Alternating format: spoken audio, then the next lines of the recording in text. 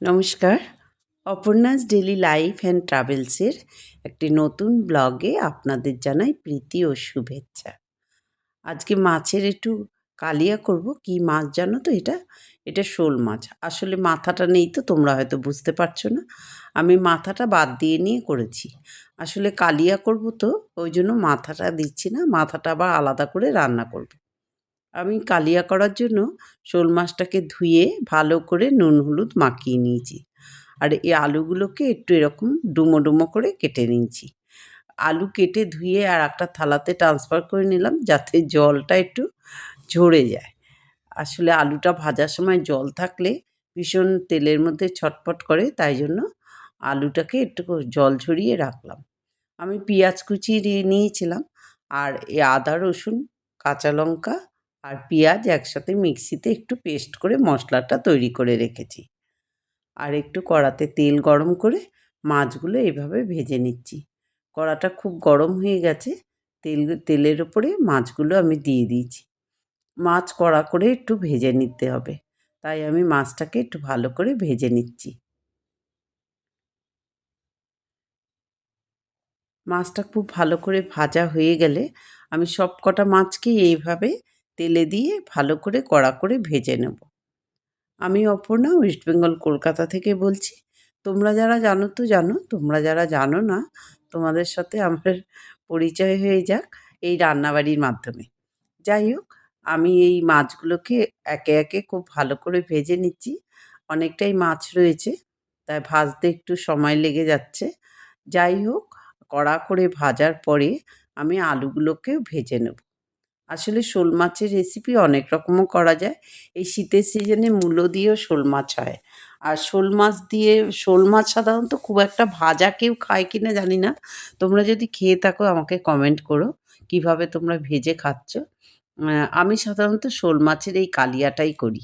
শোল মাছের মাথা দিয়ে আবার চচ্চড়ি মতো করি। আর এই শোল মাছটা দিয়ে আমি মাছের কালিয়া করব, পেঁয়াজ আদা রসুন দিয়ে। তাই আমি মাছটাকে খুব ভালো করে ভেজে নেব। আর মাছটা ভাজার সাথে সাথে একটা সুন্দর মাছ ভাজার গন্ধ বেরোচ্ছে, যেটা আমার খুব ভালো লাগছে। তাই আমি মাছ ভাজাগুলোকে কড়া থেকে খুব ভালো করে তুলে নেব। তোমরা কে কে এইরকম মাছ ভেজে শোল মাছের কালিয়া করো? তোমরা কমেন্ট করে অবশ্যই জানিও।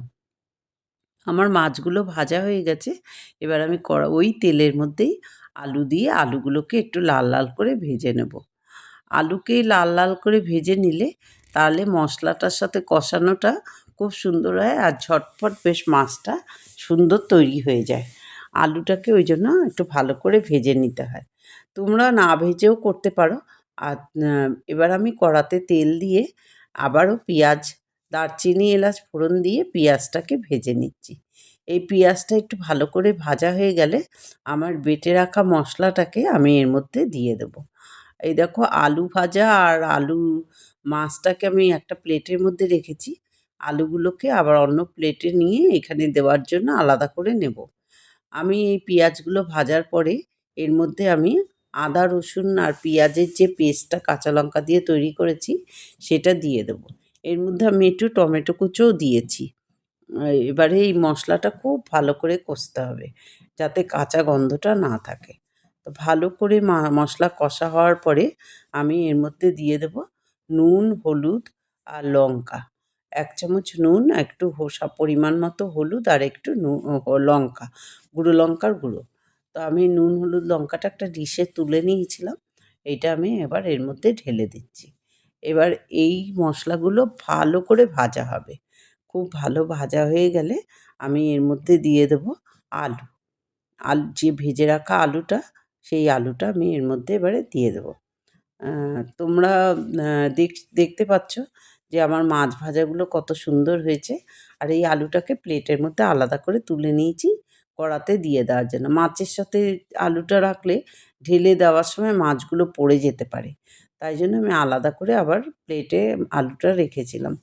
তো এই আলুটা দিয়ে ভালো করে কষে নিয়ে এর মধ্যে আমি জল দিয়ে দেবো। একটু বেশি করেই জল দেবো যাতে আলুটা সিদ্ধ হয়ে যায়। আর ঝোলটা ফুটে উঠলে আমি মাছগুলো দেবো।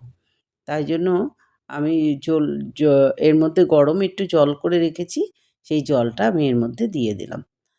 আর বেশ ভালো করে নেড়েচেড়ে ঢাকা দেবো। আমি যখন মাছ দেওয়া হয়ে যাবে তখন ঢাকা দেবো। তার আগে আমি মশলা সমেত এই ঢাকাটা দেবো না।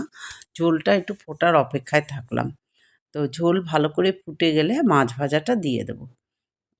তোমাদের যদি খুব ভালো লেগে থাকে এই রেসিপিটা, তোমরা অবশ্য করেই অন্যের মধ্যে শেয়ার করে দিও। দেখো আমার ঝোলটা এখন ফুটে গেছে। আবার ভাজা মাছগুলো আমি এর মধ্যে দিয়ে দিচ্ছি। ভাজা মাছ দিয়ে দেওয়ার পরে ঝোলটা আরও ভালো করে ফুটবে।